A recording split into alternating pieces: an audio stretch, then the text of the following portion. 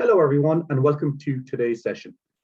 My name is Colin McGrath and I'm the Head of Enterprise Solutions and Partnerships for CXC across Australia and New Zealand. CXC enables companies to achieve a competitive advantage through managing contingent workforce quality, efficiency and risk while reducing costs. My role involves working with organizations to provide simple solutions to complex challenges in contingent workforce engagement and management. Before I introduce you to our panel, I just want to briefly run through some housekeeping. By default, everyone has been muted, so we won't be disrupted by any latecomers. If you would like to ask a question to our panel, simply type in your question using the Q&A tool, and we'll have our panelists get back to you directly following today's stream. Today's session is being recorded and will be made available for you to rewatch on demand at a later date. So today's webinar will look at the impact of COVID-19 has had on both the permanent and contingent workforce and how their remuneration has been affected. Today, I'm joined by Senior Principal of Mercer's Career Development, Xi Tran. She leads Mercer's career, market insights and salary service practice across Australia and New Zealand, running 50+ surveys annually. She primarily advises on remuneration, benefits and rewards to organizations and has been with Mercer 20+ years. Also on our panel, a Senior Associate for Mercer's Career Department, Nithya Abraham. Nithya is a Client Engagement Manager for Mercer's Australia and New Zealand Total Remuneration Survey. Nithya has over 13 years experience in local and international remuneration and benefits, global mobility and project management. And finally, we have CXC's Director of Client Services for APAC, Darren Morris. Darren manages CXC's client service team and works with our corporate clients to deliver the highest performing contract workforce possible. His background is in recruitment, contract management, startups, and recruitment process outsourcing. His experience and passion are found in human capital data, disruptive technology, change management, and talent acquisition. Now that we are done with the formalities, we're going to kick off with our first question to the panel. So starting with Xi, what are the key trends in the 2020 Mercer Total Remuneration Surveys and what changes do you expect to see in your 2021 results? Callum, so last year, it was the onset of the pandemic. We saw markets across the world decline with unprecedented fiscal and monetary stimulus in advanced countries, and Australia was no different. The pandemic really brought on the question of certain jobs and whether we'll continue to do these roles online, working remotely. Do we really need people back in the office? The impact on attrition rates as well as employment rates, as organizations had to right size their companies as a result, was also a focal point in 2020 that we saw in our clients. Additionally, cost containment was very much front of mind last year. And we could see this reflected in hiring intentions. So last year, when we asked our Australian clients, had their hiring intentions changed in 2020 as a result of the COVID, 47% of organisations across Australia and New Zealand said, yep, definitely did. 68% of them had to did put in a hiring freeze throughout the organisation. As a result, 21% of organisations indicated that they had to reduce their headcount last year, and 30% of organisations told us that they decreased their salary increase budget.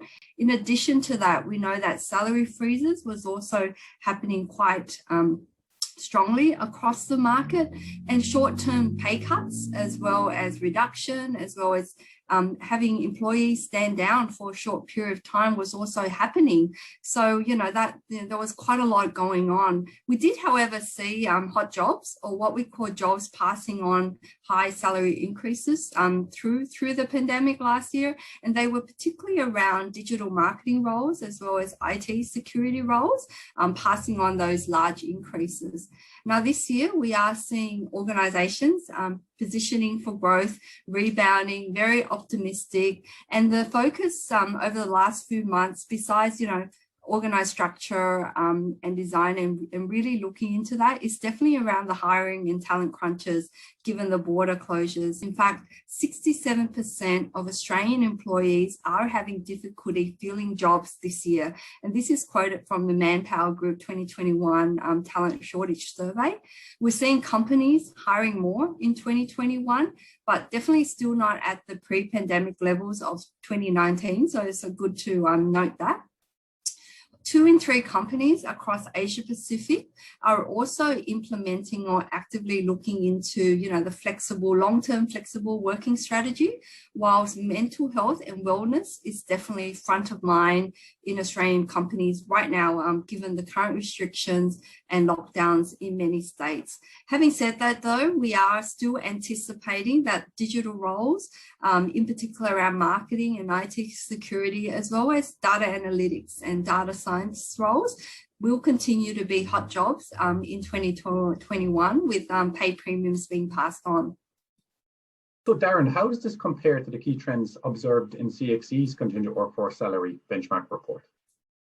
Yeah, thanks, Colin. So I guess our data set slightly different. Our data set looks primarily at the large contingent workforce that we manage nationally across many of the job families for more than 300 companies around Australia.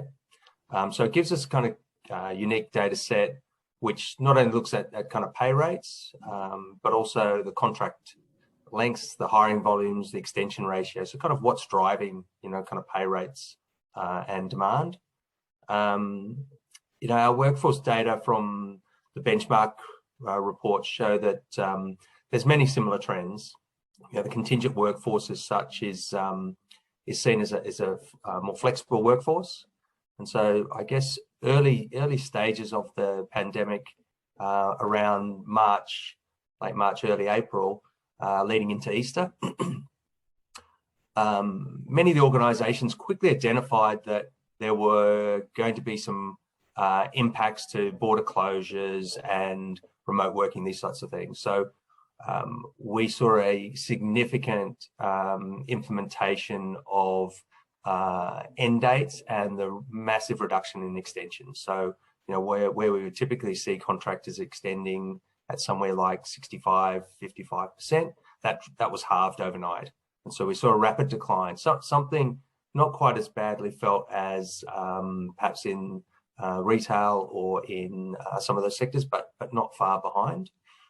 So that was one of those kind of out of the gate trends. I think one of the other things that we identified pretty quickly is in our professional workforce that we managed, up to that point, only 8 to 10% were actually working remotely as their principal place of location. And again, this changed overnight. A whole series of new processes and capability for organisations to onboard, get equipment out, offboard, etc., need to be put in place as our workforce almost within months went to 80% plus working from home as their principal location. So some pretty impactful steps that organisations had to adjust for under the, I guess, the broader changes that organisations are doing across the whole workforce. So I think many of the trends are similar. We've seen a bounce back in regards to employment engagement.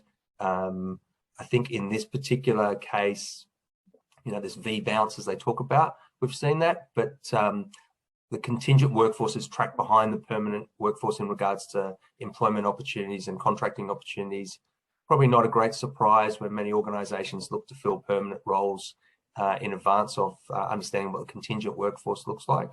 But demand is up, and from perhaps we saw as the early decline of maybe 20% of the workforce being removed through COVID, it's bounced back to almost back to similar levels as it was, at that March, April time of 2020. So, very positive outlook going into 2021, as she's talked about with the permanent workforce. Right. So Nithya, in professional workers, there have been winners and, in professional workers, have there been winners and losers when it relates to pay in the permanent space? Currently, the general economy appears to have stabilized and it's starting to rebound. And when we take a closer look at the details, we see significant differences across industries, location, and company sizes. In the recent years, it seemed that the companies were equal footing when it came to employee compensation and forecasting steady 2.6 to 3% annual pay increases. However, we're now on Q3, and it seems like the economic factors for managing pay are pointing in various directions. In this year's data specifically, we see a much more variety. According to the Mercer database, the median employment cost movement for same incumbents, we're looking at life science industry, which recorded a highest median movement over the second quarter of 2021 at 3%. Conversely, the industries passing on lower increases this quarter was manufacturing, chemicals, construction, and engineering, where the median movement was 0. So there isn't a clustering around a particular percentage this year, but there is more variation, and it doesn't stop there. Even within industries, some jobs are experiencing rewards at a much higher rate than the other. So looking at it from a location perspective, we see that employees in South Australia and the Australian Capital Territory recorded the highest median employment cost at 1.8%. While Victoria recorded 1.6%, and in all other locations, we've seen that the movements were below the general market, which was 1.5%, and notably Northern Territory recorded a median of 0%. And just to go further down there, looking at a job family movement perspective, we see that roles in media, job family, were awarded the highest increases with median movement of about 3.3%. And at the opposite end of the scale, the outsourcing and global capability centers, construction and program management job families recorded lowest median of about 0%. Yeah. What trends have we seen in the contingent space when it comes to pay rates over and most recently COVID's impact? Yeah, it's definitely been a roller coaster in this kind of this period. If we look back even a bit further back in 2018 for contractors, is very, very good year for working in contracting. Some really significant double-digit growth in pay rates across the board. So we kind of entered into 2019, and economic reasons and probably the result of 2018 being such a positive year was pretty flat. So we jump ahead a little bit to 2021 after what was pretty tough times in COVID, and 2021 we've seen wage growth, which has really resulted in increased hiring activity, increased skill shortages, and so that workforce, is particularly benefiting in the contingent workforce by the visa or skilled visas leaving the country. So, many of them on 2-year visas or coming to the end of those visas. As those workers are coming out of the economy, we're almost 15, 18 months since that March, April COVID time. It's almost like water coming out of a bucket and nothing coming in at the top. So we've always been a reliance on that, and that's creating a pinch in quite a lot of skill shortages, IT and a number of other areas, which is forcing up demand and pay rates. So if we kind of look across the board, everyone's kind of benefiting to some degree, but particularly IT. I think IT has been the kind of greater winners. Even in 2019, towards the back end, there was a 4.5% increase in wages at the back end of 2020. And in 2021, for us, that cohort's, already matched that, in the 9 months or 8 months to date, really, since we've started to look at that data. So very positive. We really haven't extracted some of those digital roles that she talked about, but again, definitely hot jobs. As people trying to do digital transformation, there's lots of opportunities and pay rates are kind of moving much quicker. In non-IT, not quite the same positive story. So really back-to-back years of negative growth, 2019 and 20. 2021 showing early signs of increases, but still not back overall in that total cohort to that kind of 2019 kind of pay rates. So again, perhaps also part of that, not the same skill shortage that we're seeing from some of those visas that fix the gaps across, kind of engineering, IT, some of the energy and resources sectors clients that we kind of work with. So that's having an impact. And then I think if we look at a different lens, perhaps at the age group, so we kind of broke that down to get some understanding if there are any kind of winners and losers. And interestingly enough, when we looked at our professional white collar contract workforce, the 25 to 35 age group were standout losers for reasons that needed perhaps a little bit more analysis, but their wages overall went down by 9%. The other groups seemed to flatline, and the only increases we saw were with the 20 to 25 and the 55 to 65 age groups. However, they were only small incremental increases. Okay, great. So Darren, coming back to you again, CXC's data shows that location had a huge impact on contingent worker pay rates during the peak of the COVID-19 pandemic. Can you give us some insight into what some of these trends were and why we saw rates decrease in some states while hit a high in other regions? Yeah, it's interesting to hear that earlier stat about South Australia, the employment costs of kind of 1.8%. I wonder whether that kind of plays out. But when we were looking at a state level, who were kind of winning and losing in regards to the impacts, South Australia really were worst affected. On average, the pay declined by 9.7%. And I think overall, there's a number of industries there that, maybe a smaller workforce as well in some respects, that when organisations shut down or turn off the hiring, it has an impact because there's less ability to cross borders and find work elsewhere, and you're looking for opportunities in the state. When we look at somewhere like Victoria, the declines were quite modest, even though it had the largest decline in our workforce contractor population. So the contractor population reduced by 25.6%.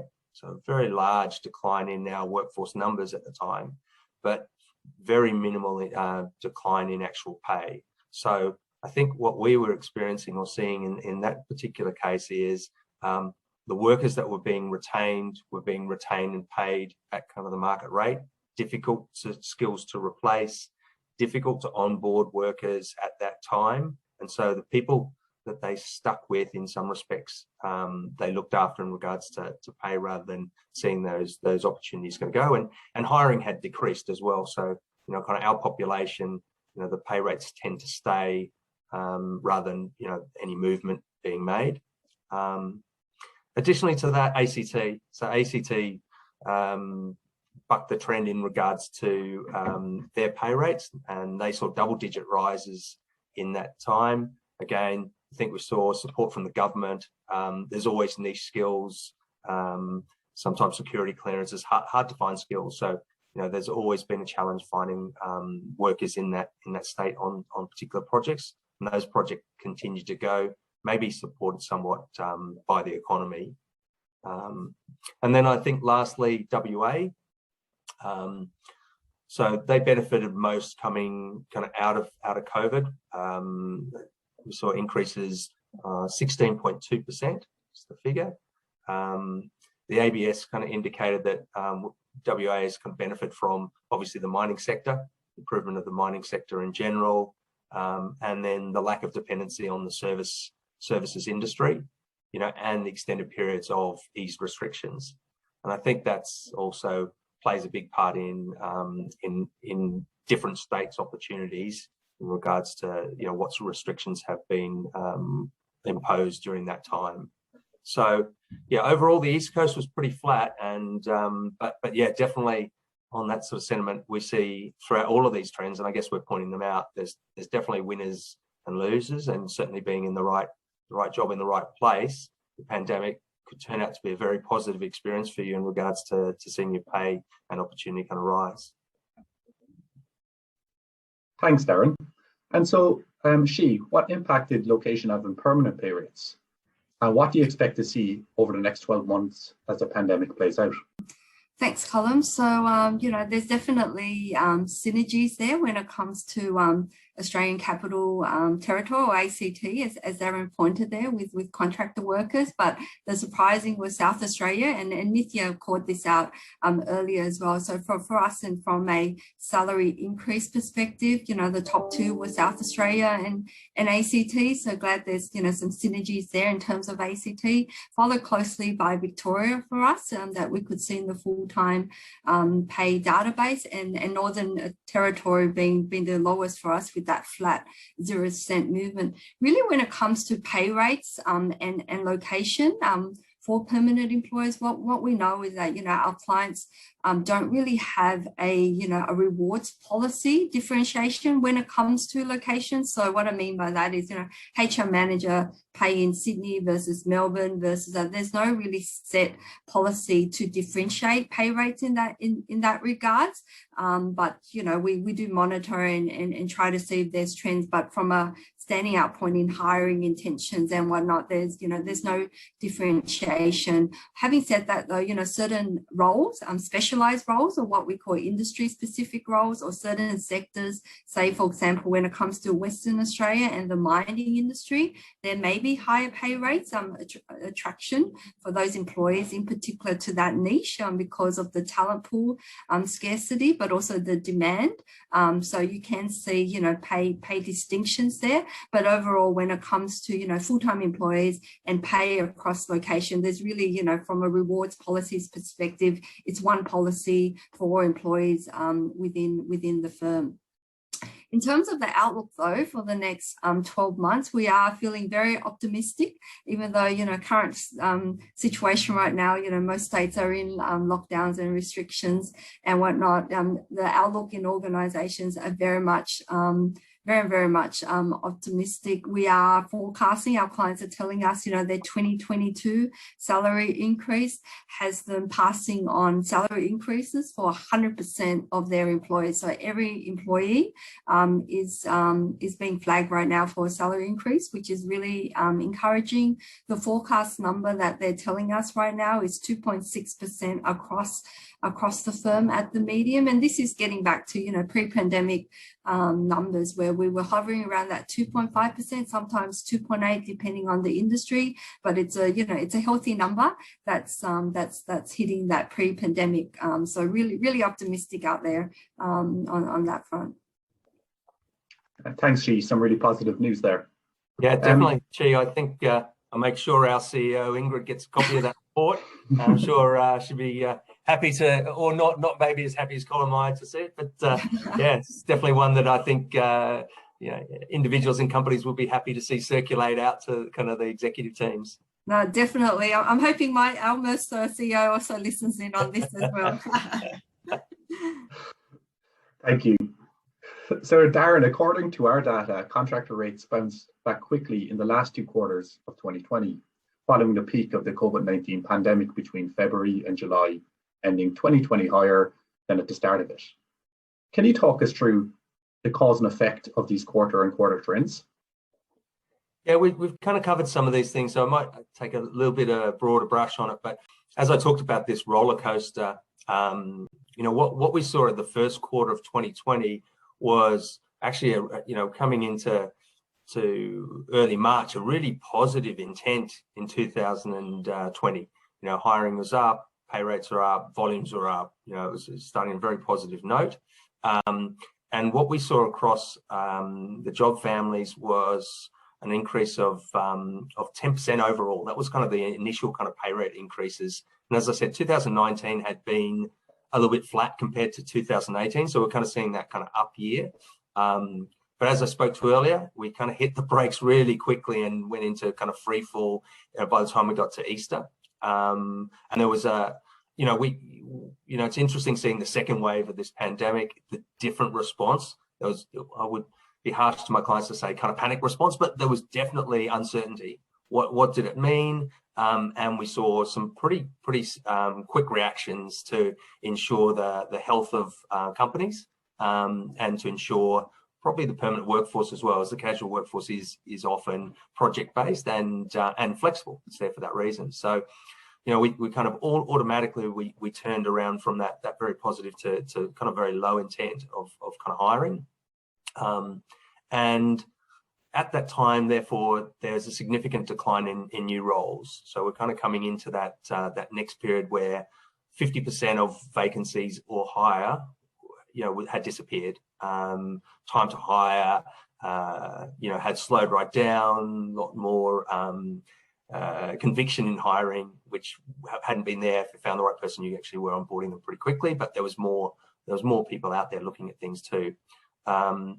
I talked about earlier this significant reduction in extensions, and that kind of carried through for quite some period of time, for 6 to 8 months, where the typical extension rates dropped from 65% to 25 to 30%. So, you know, for us, you know, at say year end, we might have over 1,000, 1,200 extensions.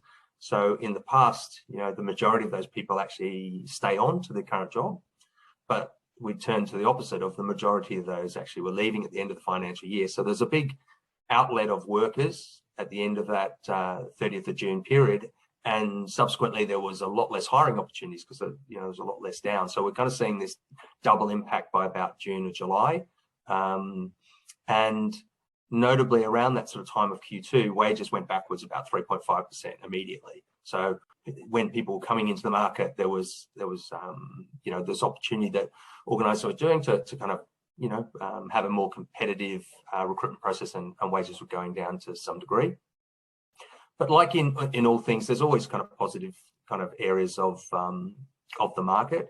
And if we look at a couple of areas outside of that digital media area that we talked about, engineering, always good to be an engineer apparently in our economy, particularly kind of the broader range of engineers. So, you know, we saw no decline in engineering pay rates, you know, through that period, incremental increase. And in 2021 to date, 7% increase already for engineers in general in the marketplace.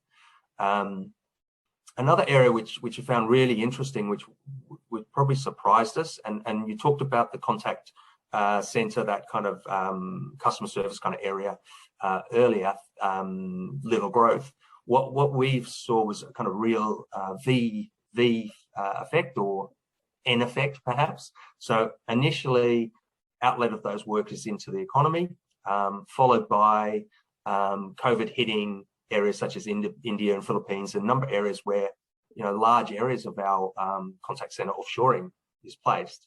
So organisations then realised, in fact, they weren't able to maintain service, and so there was actually a rush to market. So, you know, people who came out of Qantas and some of the aviation kind of sector, travel sector, worried about employment, all of a sudden had jobs and increases within a very short period of time. And that trend followed for quite some time, where there was much more demand than supply. And so there's a rapid growth in that area. And we saw some pay rate increases for a short period of time, around 7.5%, before they've gone back to pre-COVID. So they've kind of given it all back. But as I said, for a short period of time for contractors, it was definitely an opportunity to kind of, I guess, benefit from COVID. So that's probably a bit of insight in there, Con. Thanks, Darren. So, Nithya, what were the noticeable trends in the permanent employment remuneration? And are there any examples of industry or job families that have experienced a rebound that you can provide? Yeah, so the retail industry was arguably one of the hardest to be hit. Last year in the consumer goods and retail sector, we saw a shift in the customer buying pattern and demand. And as retailers were forced to accelerate their digital presence, they found that the digital talent and key skills in supply chain, distribution, and remote customer service were in short supply, just like Darren touched on. In 2021, while we continue to see higher demand from online shoppers and digital retailers, the retail industry in particular is facing a new hurdle now as it emerges from the pandemic, where finding and retaining talent has been a challenge. So in terms of the job families, sales and marketing job family was reported as one of the most difficult to hire and retain, but also one that has experienced a rebound.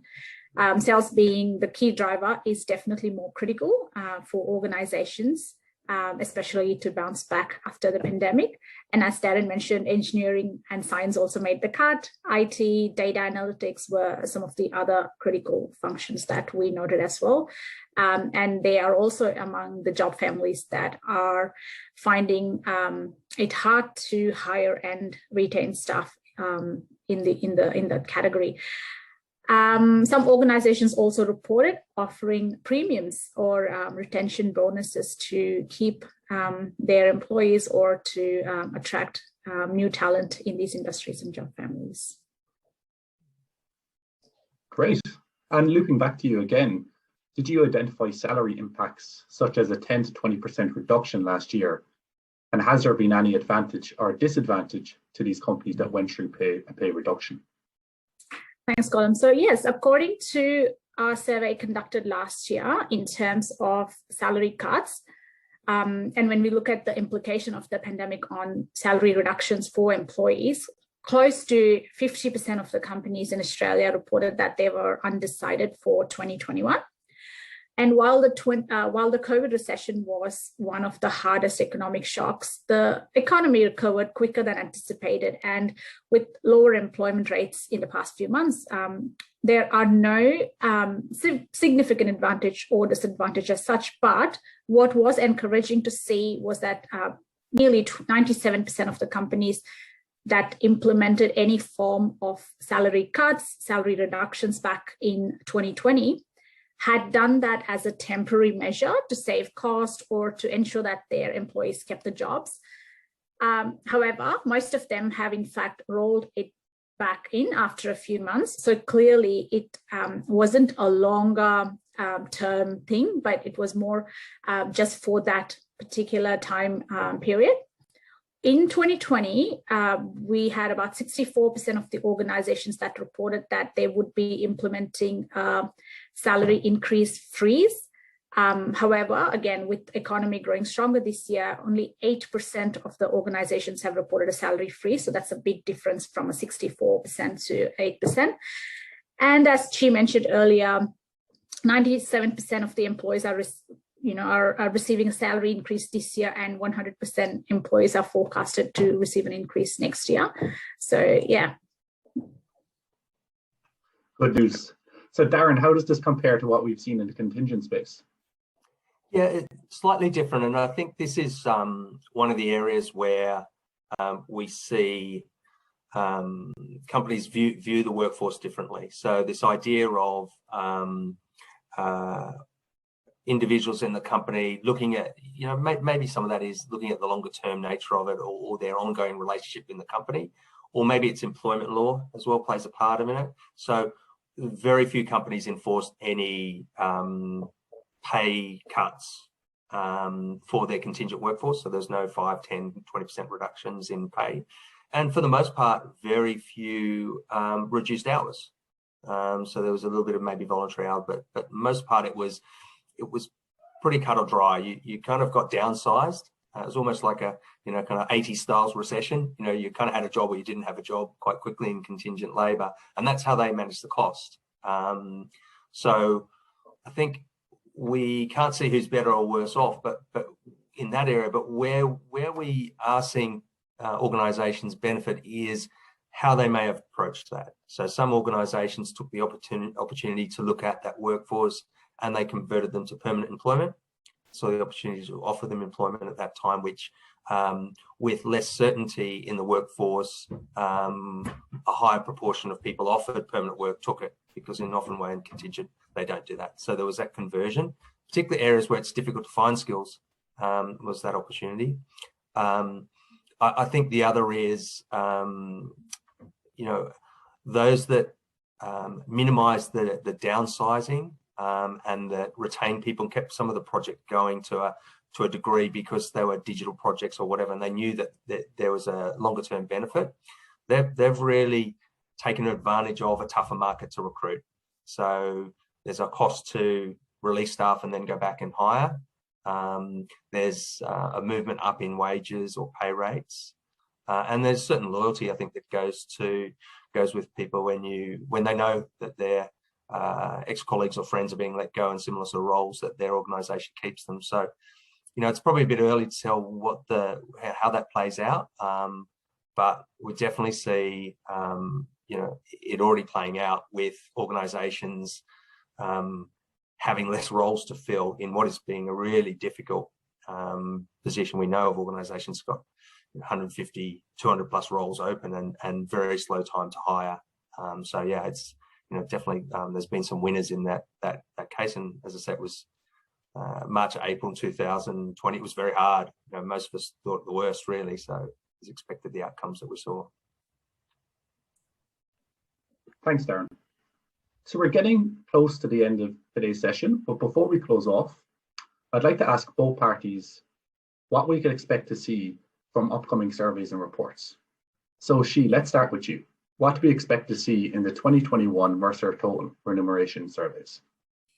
Yeah, so our total remuneration survey for 2021, we're currently analysing it, the data it's cut off, and it's, we're encouraged to hear that it's the highest it's ever been. So we've cut off with, preliminary numbers sitting at over 1,020 organisations and a 14% growth in 2020. So, we're anticipating the largest database ever to mine from and draw insights on, and really interesting to see and anticipating to see with the talent crunch that we're hearing, those key roles, those premiums being passed on. I'm going to throw engineering in there, looking like that might be, a hot job for us to keep a tab on, especially in the contractor side that Darren's talked on, but also, that digital marketing, the IT security and data science and analyst roles. That's definitely one to watch. So we don't have much more insights from that. Definitely, like that optimism about 2022 is definitely there with, all companies that, have answered our survey telling that they will be passing on pay increases for all their staff. 13th of October is the date when our survey drops. So we'll no doubt be sharing key findings and validating the predictions on these premium roles. On the benefits front, though, I do want to leave with no sentiment. We did recently release 2 weeks ago our Australian benefits report, and we're definitely seeing from that report is that with this war on talent intensifying because of the continued border closures, Australian companies are reimagining their benefits program in order to attract and retain the employees, and definitely flexibility and well-being is a key priority. Our surveys are showing that employee well-being, not just mental, but physical and financial, and flexibility interlinking through all this is very much the emerging trend from this year's findings.